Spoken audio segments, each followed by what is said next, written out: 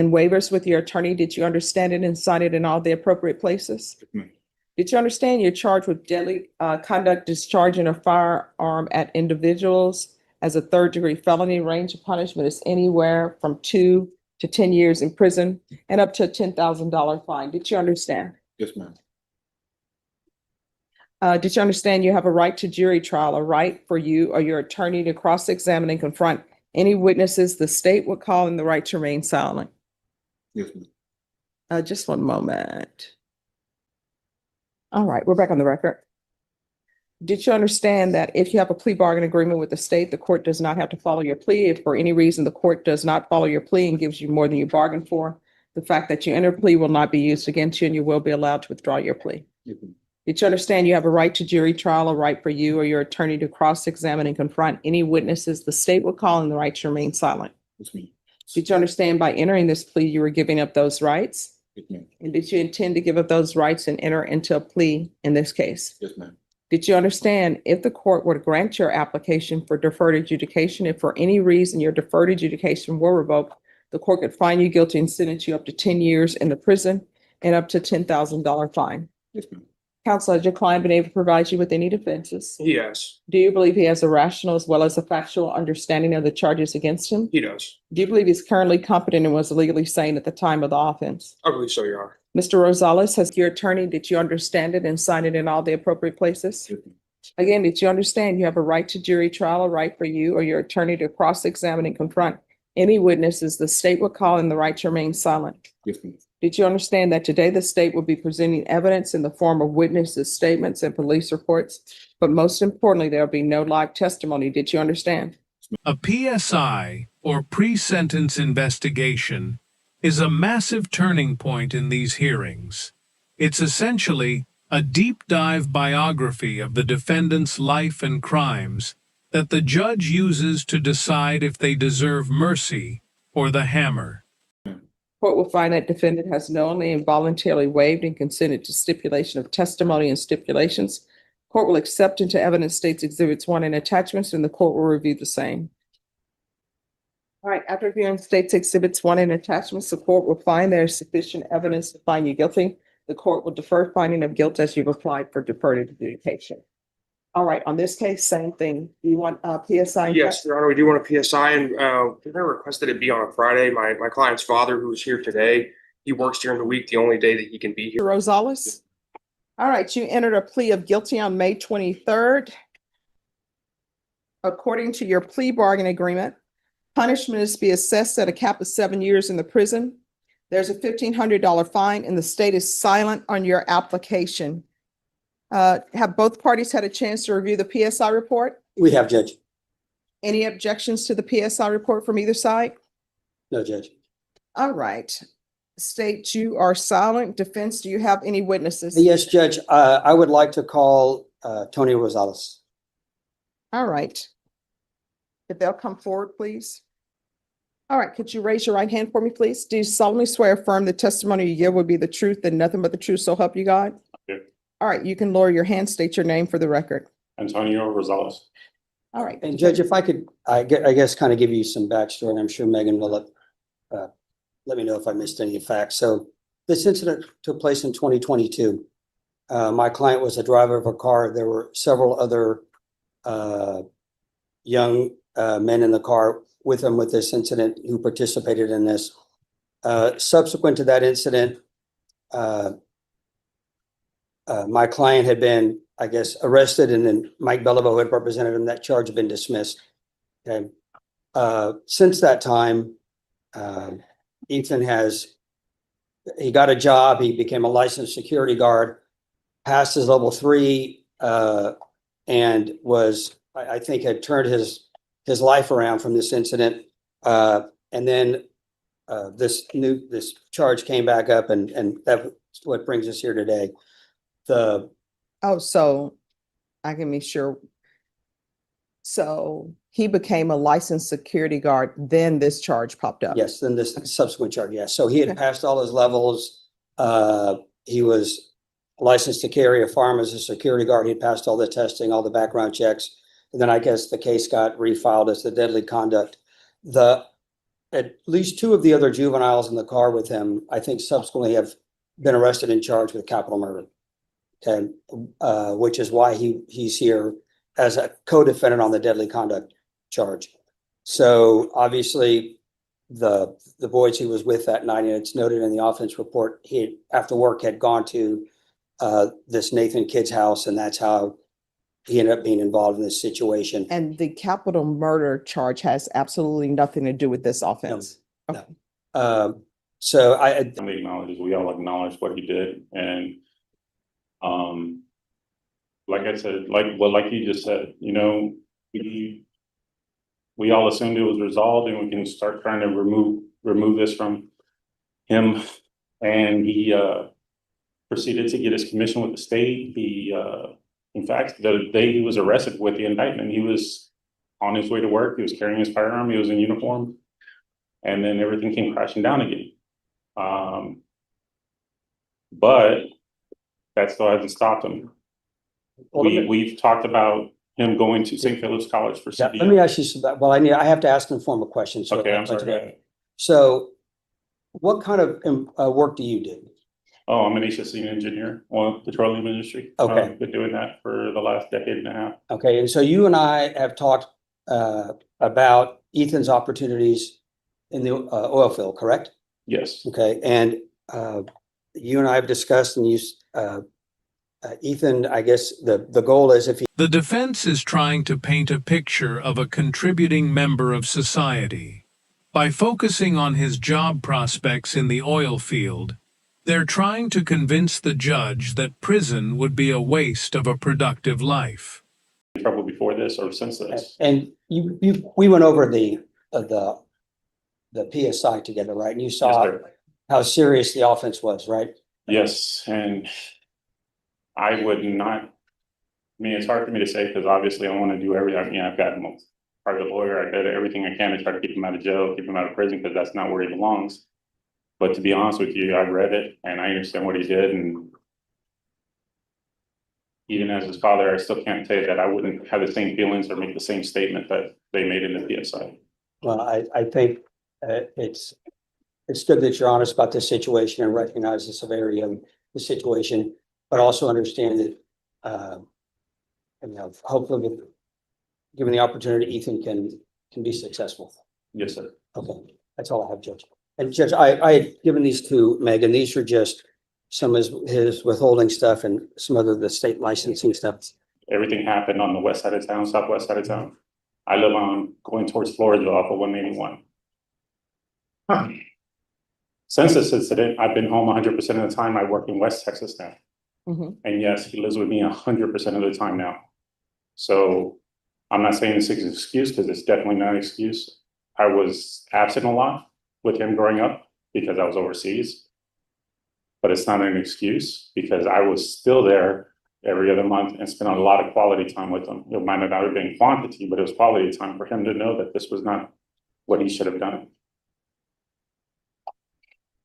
But yes, now I'm with him 100%, or rather he's with me 100% of the time. All right. And did he talk to you about this incident Yes. immediately thereafter? No, it took some prodding. I mean, more so because he felt when he did break down, you could tell that he was more ashamed of the fact that he did something that he let me down. I not necessarily overbearing, but the military and then firefighter, paramedic, and I've kind of a little bit structured a little bit when I was with my kids, both my kids. And so when he did break down and let me know about everything that happened, obviously, I told him, this is what we're gonna go do, and your son agreed to go with them, you understand that, correct? yes, And your son did fire his firearm into that house, yes, he did. and it was occupied by multiple people, there were two-year-olds inside that home. Yeah, and I told him, despite the fact that they didn't believe anybody was there, you still fired. Yes, and I mean, besides the two-year-olds that were there, there were other adult individuals in the home as well, you understand that? Yes, Okay, and one of the victims describes that there were over 200 bullet holes inside their home, you understand that? yes. Okay, He knew what they were gonna go do, but he didn't believe it was gonna be as impactful as it was. so I guess It's my understanding, he just didn't believe that the home was occupied, but he understood that he was. Yeah, gonna be but in- he didn't understand that they were gonna do as much damage as they ended up doing. Okay, but he's still engaged. Yes. Shooting the firearm. Yes. He passed the witness. Are any other questions? All right, thank you so much, and thank you for giving me some insights into your son. Thank you. So, Any other witnesses? yes, Judge, I do want to call Axel. I have some issues, I think, as far as if the state's going to be silent. Here's the contrast the defense is banking on. By mentioning that his friends are headed for death row or life in prison, they're positioning Ethan as the least bad of the bunch, hoping for a lighter sentence by comparison. All right, you can lower your hand, state your name for the record. Ethan Gonzalez? All right, defense, you may proceed. So Ethan, you and I reviewed the PSI, right? Yes, sir. And I guess over the course of my representation, we've discussed the incident in question, right? Yes, sir. Repeatedly. And we discussed the boys you were with that night, and obviously the path they went on in their life, right? Yes, sir. And they're either, I guess, gonna end up in prison for life or on death row, depending on whatever election the state has made. And so that kind of tells you the people you were hanging out with, right? Yes, sir. And I know you expressed regret about what happened to the people at when you met with the probation officer. But I guess when we looked over the PSI and you saw who was in that house, right? Yes, sir. You understand, I mean, how lucky you weren't here. Okay, but the reason it stopped you is because of the decision you made, right? Yes, sir. Okay, so I guess if given the opportunity, do you think you'll be able to comply with any orders or conditions the judge imposes? 100%. Okay, all right, I have nothing further. All right, any objections to the court asking? No, not at all. questions? Walk me through this.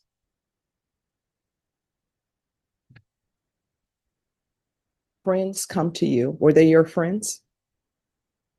If I thought they were, All right. So how did you meet them? How did you all become friends? just growing up in the school, playing basketball at the park. Some friends who come to you. So they come to you and what do they say? About that night, Yes. I ended up going to their house and they let me know. All right. So you go to their house.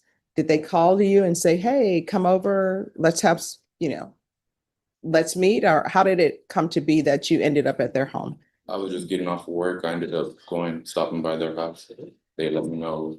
All right. So you stop by their house. I like to do things step by step. So you stop by their house.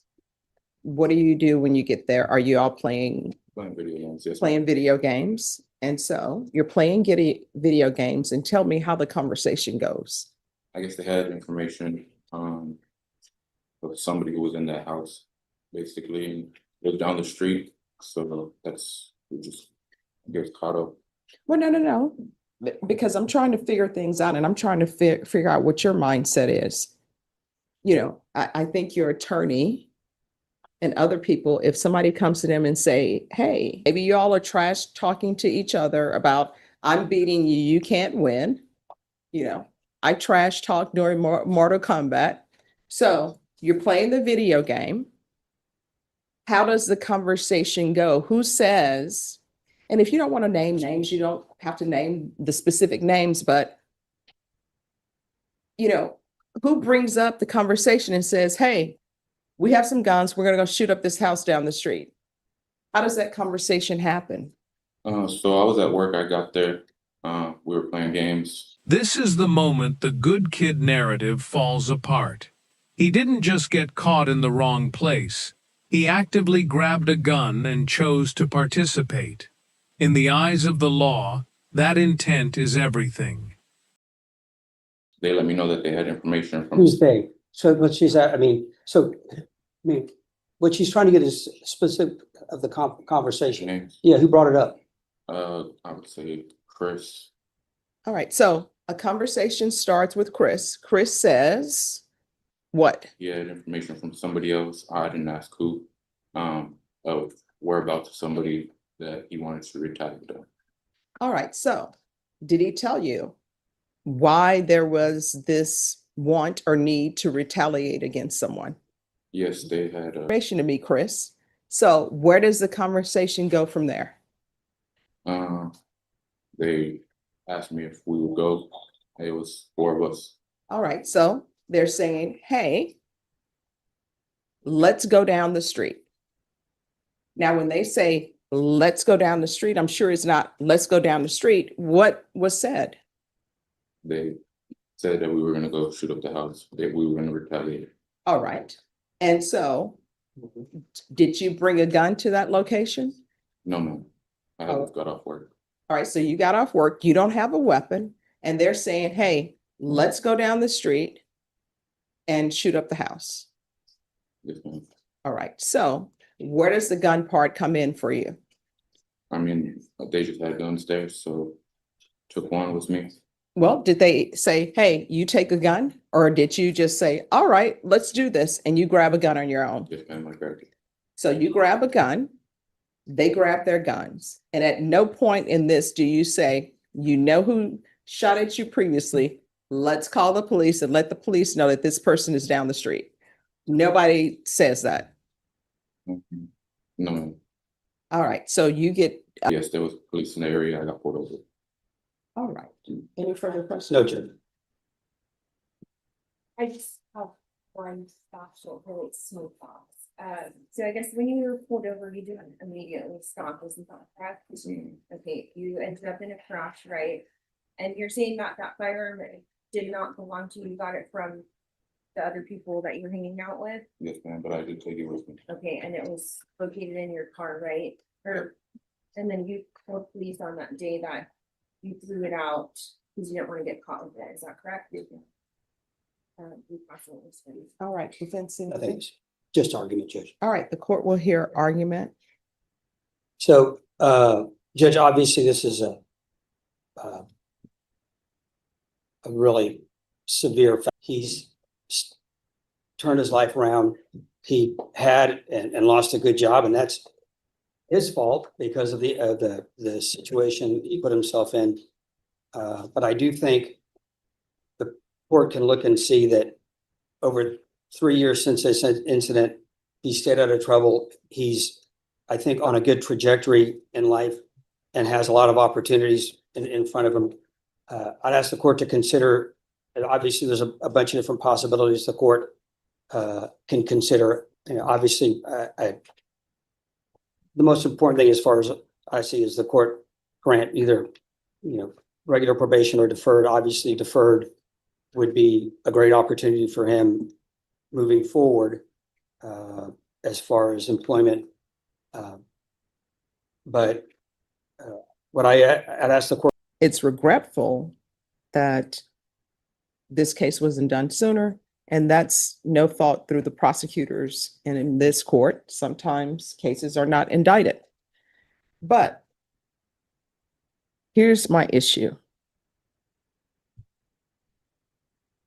When people get together in these groups and they decide to commit crimes together, sometimes if one person would have said, no, I'm not doing that. For example, it sounds to me like people were lazy. They didn't want to walk the 3 minutes. Probably if you would have said, yeah, I'm not going to drive. I'm not. The defense is asking for shock probation, where he goes to prison for a few months to get a shock and then gets released on probation. But with 200 bullet holes in a house with kids, that's a very tough sell. A part of this, who knows? Maybe they wouldn't have done that day. I'm looking at the complainants too.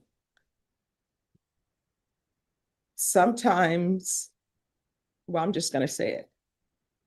Some things are the cost of doing business, right? If you sell drugs, you're probably going to go to prison. You may end up getting killed. Cost of doing business. If you're a gang member, you may. Yeah. Yes. Well, I appreciate the court retaining jurisdiction.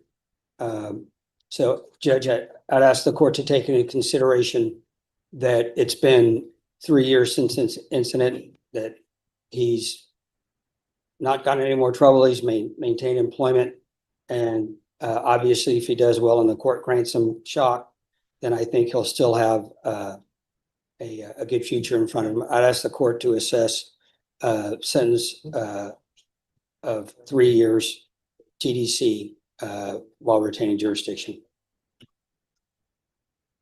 All right, so the state was some community supervision, but state, if you have nothing to say with regards to the cap, the court will make its own decision based upon the stipulations, the PSI report, and defense's argument. I get Judge. I don't want to say it's implied in the plea bargain, but that's what I would be asking. All right, so this is what the court is going to do. There's going to be a $1,500 fine. Time and money run concurrent. The court will sentence you to 4 years in the prison, give you credit for any time served. And with regards to the restitution, and I'm serious about with regards to the restitution, you really need to come to court with the clean hands.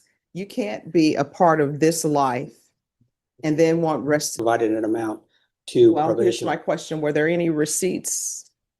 To my knowledge, no, and there were none attached to the PSN. All right. So the court doesn't have any receipts before it with regards to restitution. So Judge, I guess barring that, I mean, I don't think the court can impose restitution based upon estimates or just generic statements from the complainants. So at this point in time, the court does not have any concrete evidence, not even Have a seat. preponderance of the evidence. Seat. The court doesn't even have a preponderance of the evidence for restitution. So at this time, the court is going to say there's $0 for restitution. Is there anything else with regards to sentencing? No, Judge. All right, did you review the document?